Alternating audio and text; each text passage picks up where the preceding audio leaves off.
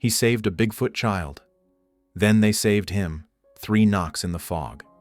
The night fog drifted like cold smoke, wrapping the Black Snow Valley in silence. Cole Ardan's wooden cabin shivered with each gust of wind, its walls creaking like old bones. On the worn rug, his dog Moss sprang to its feet, ears pricked, nose twitching toward the door. Only the glow of dying embers lit the room. Cole sat still in his rocking chair, his cracked hands cupping an empty mug. Outside, the forest seemed to breathe. But tonight that breath felt different, longer, heavier, like something was standing just beyond the edge of the firelight listening. A sudden gust rattled the porch. The flame in the stove sagged low and shadows spilled up the walls like ink. Moss growled deep in his throat. Cole did not blink. Knock. The sound rang from the porch rail, solid, round, not the wind. Moss jolted claws scraping the floorboards. Knock. Slower this time. The whole cabin seemed to hold its breath. Cole set down the mug, rose to his feet, and reached for the rifle hanging on the nail. Then just as quickly he let it go. Instead, he slid the latch open. Knock. The third strike rolled through the night, so deep it touched the chest. Cole pulled the door ajar. Fog poured in like a damp blanket. On the step lay a wreath of cedar branches neatly set. At its center rested a smooth riverstone, a streak of quartz slanting across it like a bolt of lightning frozen in place. No scent of people, only wet woods, pine resin, and something older. Cole bent down but did not touch. Moss gave a short bark, then fell silent, tail-tucked eyes fixed on the tree line. And there, 3 towering shapes stood in the fog, male-female, and a smaller one pressed close between them. They were still as statues, not advancing, not retreating. The wind slipped past their shoulders, trailing white ribbons that dissolved into the night. No roar, no scream, only presence. Cole lifted his hand to his chest, a habit he had never been able to explain since the spring flood. The larger figure raised its own hand, touched its chest, and let it fall. A sign. An answer. But then from the left side of the forest, another sound rose. Not round, not clean, wet, harsh and angry. The ground beneath the porch trembled. The cabin walls creaked as though a heavy shoulder leaned against them. Moss crouched low, growling. Cole looked up. The 3 figures had shifted, placing themselves between him and the moving shadow. The black fog thickened, swallowing half the tree line. Cole whispered barely more than breath, as if to himself, "Tonight is not a greeting. It is a warning." The cedar wreath on the porch turned slightly as if nudged by an unseen hand. The riverstone beneath Cole's fingertips felt strangely warm. For 3 heartbeats, every sound in the world faded away, leaving only one truth. A boundary was being drawn at his very door by those his kind called legend. "Stay until the end," he murmured, "and you'll understand why 3 knocks can save a life, and why some debts owed to the forest are repaid only with silence." Part 1. The River's Fury. That morning, the sky was a sheet of gray clouds pressing heavy over the drenched forest. The Hoh River swelled with rain, its waters raging, tearing great logs apart and swallowing them into dark whirlpools. Cole Ardan leaned on his cane at the sandy bank. Beside him walked Moss. His fur soaked his limp, more pronounced in the wet ground. Cole had lived his whole life on the edge of this forest where the air smelled of pine resin, where the only constant was the sound of running water, and where villagers whispered tales of giants in the fog. Cole never believed them, until that morning. The roar of the river was broken by a sound, shrill, ragged tearing at the throat. It was not the cry of deer, nor the howl of wolves. It was heavier, harsher, like the drowning gasp of a soul fighting for air. Cole froze his eyes, scanning the river, and then he saw them. 3 massive figures struggling against the flood. A towering male, broad as a cliff, shoulders trembling, clutching a small limp being across his back. Beside him, a female thrashed her head, sinking beneath the current, arms flailing upward in a desperate grasp. Moss wailed, claws ripping at the sand. Cole tightened his fist, flung his rifle onto the bank, and tore the rope from his back. "Hold on, don't let go," he shouted, his voice cracked and raw, though he had no idea if they could understand. The waves slammed into him like a hammer. The cold was blinding, numbing flesh the instant the water rose above his knees. He hurled the rope, braced and pulled. The cord bit into his palms, skin splitting, blood slicking the fibers, yet Cole dug his back against a boulder knees, scraping raw against the gravel, refusing to release his grip. One hard jerk, then another. The sodden bulk, hundreds of pounds of fur and flesh along with the small body slumped across its shoulders, inched toward the bank. The mother caught hold as well, shrieking with a sound like timber snapping. At last, all three collapsed onto the sand. The small one slid from its father's shoulder, lying still as though lifeless. Cole fell to his knees, chest-burning, vision blurred with fog and fatigue. And then, a faint cough broke the silence. The little one twitched, spat river water, eyes blinking weakly. Alive, trembling, but alive. Cole was stunned. His hands bled, still locked around the rope, slick with red. The eyes of the giant male met his own. No growl, no rush forward, only a quiet gaze like a mountain bowed in gratitude. Moss barked once, the sound echoing through the valley. Then the world hushed again, leaving only the groan of the river carrying its waters away. Cole whispered half to them, half to the ghost of his own past. I once lost a child to the avalanche. Today, I could not let it happen again. The three giants did not come closer, nor did they flee. They only stood there, their breath heavy as fog, their eyes deep with meaning, before slowly melting back into the forest. And Cole remained on his knees by the riverbank, his trembling hand still clinging to the bloodied rope. Part 2. The first night fog curled thick around the old wooden cabin. Inside, a small fire flickered, casting Cole's shadow trembling against the wall. He had lit it early, hanging his wet clothes to dry after the struggle in the river. His hands were swollen, blistered, and raw, the rope's bite still marked into the skin. Moss lay close to the hearth, but he did not sleep. His ears stayed pricked, his eyes fixed on the door, listening for something no human ear could hear. Cole sat in silence, a cup of cold tea in his hand, his mind circling back again and again to the images of that morning, the giant bodies thrashing in the current, the small one limp and blue, and the look in the male Bigfoot's eyes when it lifted its head, not the wild glare of a beast, but the pleading gaze of something desperate to be saved. Outside, the wind howled through the pines. Then all at once, it stopped. The whole forest sank into a silence sharp and cold. Moss sprang to his feet, hackles bristling, a growl rumbling from deep within. Knock. The sound rang out against the wall, clear and solid. Cole froze, his heartbeat tumbling. He reached for the rifle by the table. Knock. A second strike, slower, heavier. Moss barked sharply and lunged at the door. Knock. The third blow thudded through the cabin, so deep it pressed against his chest. Cole stepped forward, hand shaking as he eased the latch. He cracked the door open. Fog rushed in, damp and heavy. On the porch lay a woven circle of cedar branches neatly placed. At its center, a smooth riverstone gleamed, its white vein running across like lightning frozen in rock. Cole hadn't yet grasped its meaning when Moss let out a sudden cry and wheeled toward the trees. There in the mist, three towering figures stood still as statues, the male, the female, and the child clinging close at their legs. Cole stepped halfway onto the porch, rifle still in hand. The male's eyes met his own, quiet, deep, ancient. Slowly, the giant lifted a broad hand, pressed it to its chest, then lowered it. Cole felt a shiver race through him. It was no threat. It was thanks.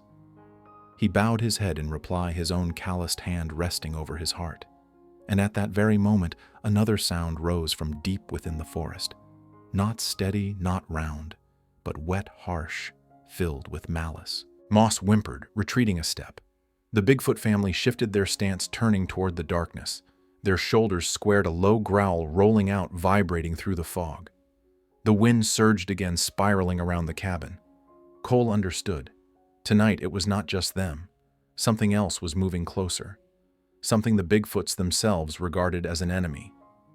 He gripped his rifle tighter, whispering under his breath, "Lord, what have I dragged myself into?" And so through that long night, the cabin was no longer a shelter for an old man and his dog. It had become a boundary line between giants who came in silent gratitude. and a hidden danger crawling closer from the depths of the forest. Part 3. Darkness in Circles. The forest night was thick as tar. White fog crawled low across the ground, curling beneath the porch of the cabin. Cole Ardan sat just behind the locked door. Moss pressed close at his side, growling without pause.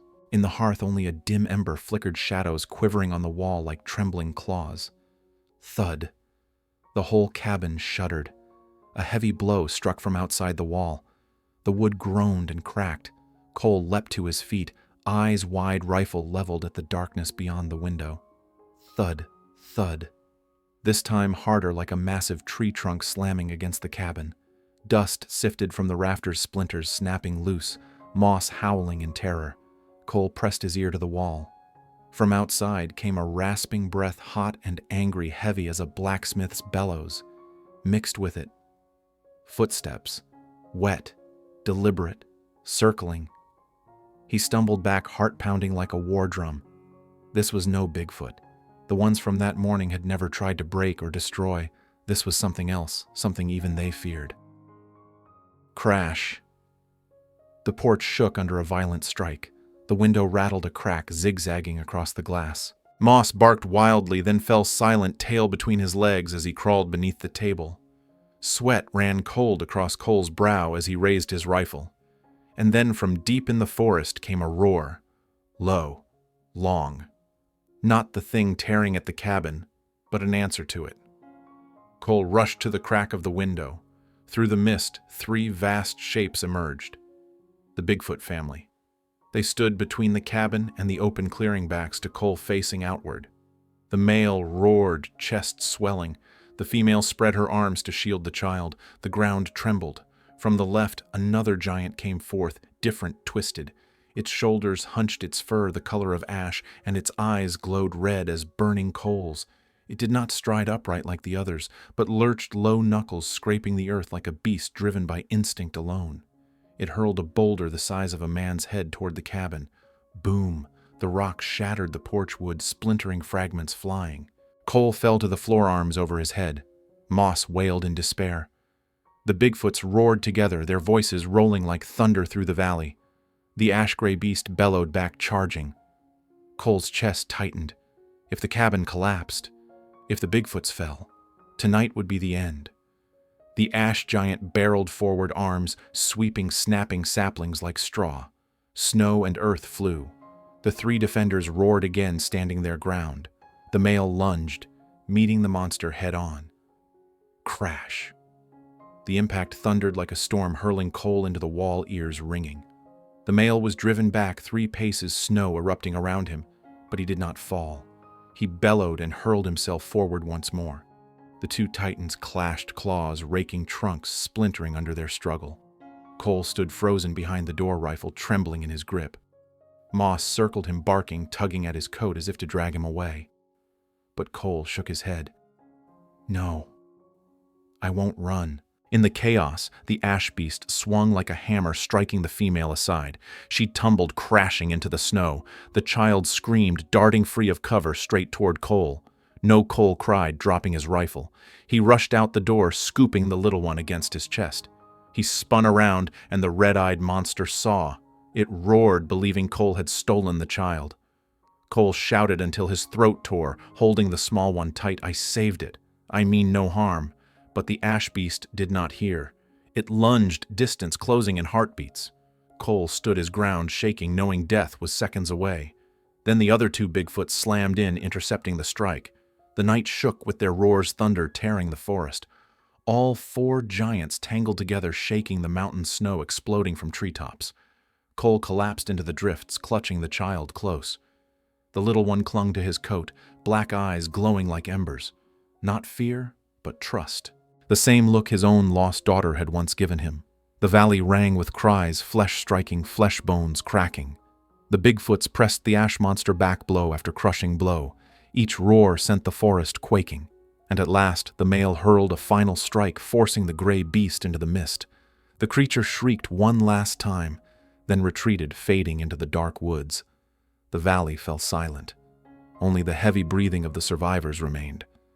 The male turned his eyes, burning in the fog, fixed on Cole. Cole dropped to his knees, placed the child on the snow, and raised his hands in solemn vow. I kept my word. I did not let it die. The child scrambled to its parents, but before joining them, it turned back. Its tiny hand reached out toward Cole, a soft cry rising from its lips. Not a word he knew yet, it sounded like father.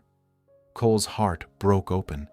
Tears streamed down his face as his bloody hands trembled, lifted in answer. The male said nothing, only bowed low, a gesture deep with meaning. The mother held her child close, eyes glistening as she looked at Cole. Then the family turned slowly, fading into the mist. Cole knelt in the snow moss, whining at his side. On the porch, the cedar bough and riverstone still gleamed under the moonlight, a sacred token of thanks. Cole covered his face, sobbing hard. For the first time in many years, he was more than a survivor. He had been chosen to witness the truth and to keep it. Part 4. Dawn after the battle. The morning fog slowly lifted, giving way to the crimson glow of the sun rising behind the mountain ridge. Cole Ardan's wooden cabin looked as if it had aged decades in a single night. Walls split with cracks, one corner of the porch caved in, and fragments scattered across the snow-covered yard.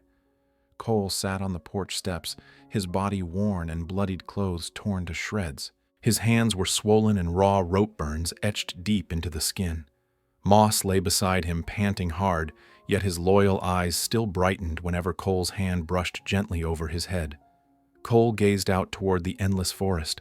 Only hours earlier it had thundered with roars and crashing blows. Now it lay silent, as though the earth itself wished to soothe the wounds of the night. He let out a long breath. The memory of the small Bigfoot's cry returned, its trembling eyes full of fragile trust, calling to him like a child to a father. For the briefest of moments he had been seen as a father once again. The memory burned him, yet warmed his frozen heart. Suddenly, Moss pricked his ears, whining softly. Cole lifted his head. At the forest's edge, a small figure lingered. The young Bigfoot. It did not run to him. It only stood there, silent, watching. Then slowly it bent down and placed something upon the snow, a cedar branch, freshly cut, bent into a smaller circle than the one from the night before. It looked up once more, dark eyes glimmering in the morning light. Then it turned and ran swiftly back into the woods where the rest of the family had vanished. Cole struggled to his feet, walked forward, and lifted the branch wreath into his hands. The scent of fresh resin rose sharp and warm, like the smell of earth after rain.